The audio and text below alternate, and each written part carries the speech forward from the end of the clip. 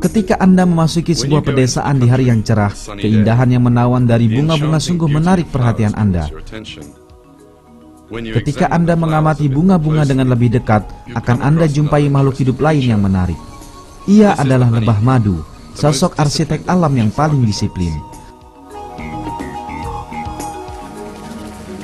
Lebah madu hidup berkoloni dan memproduksi salah satu makanan paling sempurna di dunia, yaitu madu.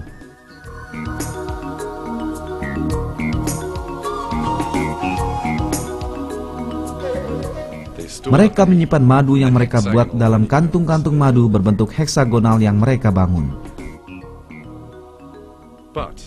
Tapi, pernahkah Anda berpikir mengapa mereka membuat kantung-kantung dengan bentuk heksagonal? Para ahli matematika mencari jawaban atas pertanyaan ini, dan setelah melakukan perhitungan yang panjang dihasilkanlah jawaban yang menarik. Cara terbaik membangun gudang simpanan dengan kapasitas terbesar adalah dengan membuat dinding berbentuk heksagonal. Mari kita bandingkan dengan bentuk-bentuk yang lain. Andaikan lebah membangun kantung-kantung penyimpan tersebut dalam bentuk silinder atau seperti prisma segitiga, maka akan terbentuk gap di antara kantung satu dan lainnya.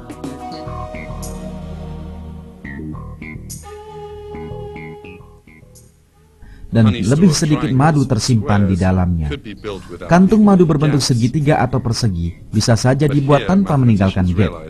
Tapi di sini, ahli matematika menyadari satu hal terpenting. Dari semua bentuk geometris tersebut, yang memiliki keliling paling kecil adalah heksagonal. Karena alasan inilah, walaupun bentuk-bentuk tersebut menutupi luasan areal yang sama, material yang diperlukan oleh heksagonal lebih sedikit dibandingkan dengan persegi atau segitiga. Singkatnya, suatu kantung heksagonal adalah bentuk terbaik untuk memperoleh kapasitas simpan terbesar dengan bahan baku lilin dalam jumlah paling sedikit.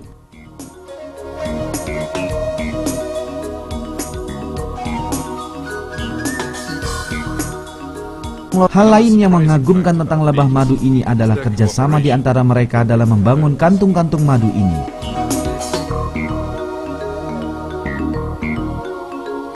Bila seseorang mengamati rumah lebah yang telah jadi, mungkin ia berpikir bahwa rumah tersebut terbangun sebagai blok tunggal. Padahal sebenarnya lebah-lebah memulai membangun rumahnya dari titik yang berbeda-beda. Ratusan lebah menyusun rumahnya dari 3 atau 4 titik yang berbeda. Mereka melanjutkan penyusunan bangunan tersebut sampai bertemu di tengah-tengah. Tidak ada kesalahan sedikit pun pada tempat di mana mereka bertemu. Lebah juga menghitung besar sudut antara rongga satu dengan lainnya pada saat membangun rumah. Suatu rongga dengan rongga di belakangnya selalu dibangun dengan kemiringan 13 derajat dari bidang datar. Dengan begitu, kedua sisi rongga berada pada posisi miring ke atas. Kemiringan ini mencegah madu agar tidak mengalir keluar dan tumpah. Ke belahan bumi manapun kita pergi, lebah madu senantiasa berhasil membangun arsitektur yang luar biasa ini secara sempurna. Mereka melakukannya pula di bagian-bagian sarang yang terdalam, yakni dalam keadaan gelap gulita di mana sinar matahari tidak dapat masuk.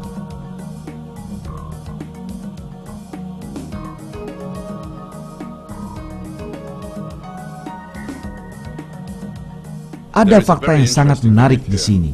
Lebah madu menunjukkan sifat yang luar biasa ini dari saat mereka lahir. Mereka tidak memerlukan waktu untuk belajar dengan cara mengamati struktur dan posisi kemiringan kantung-kantung madunya. Sejak pertama kali mereka membuka mata, mereka telah memiliki kemampuan untuk melakukan beragam hal ini. Lalu siapakah dia yang mengajari lebah tentang seni arsitektural ini? Jawaban atas pertanyaan ini diberikan dalam Al-Quran.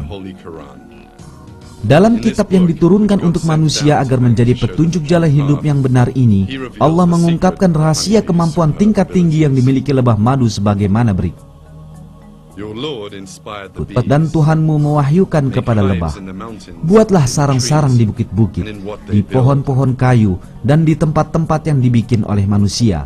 Kemudian makanlah dari tiap-tiap macam buah-buahan dan tempuhlah jalan Tuhanmu yang telah dimudahkan bagimu. Dari perut lebah itu keluar minuman madu yang bermacam-macam warnanya. Di dalamnya terdapat obat yang menyembuhkan bagi manusia. Dan sesungguhnya pada yang demikian itu benar-benar terdapat tanda kebesaran Allah bagi orang-orang yang memikirkan. Rahasia perilaku luar biasa dari makhluk hidup adalah ilham atau wahyu yang diberikan kepada mereka oleh Allah. Dan itu berlaku bagi semua makhluk hidup, tidak hanya pada lebah madu.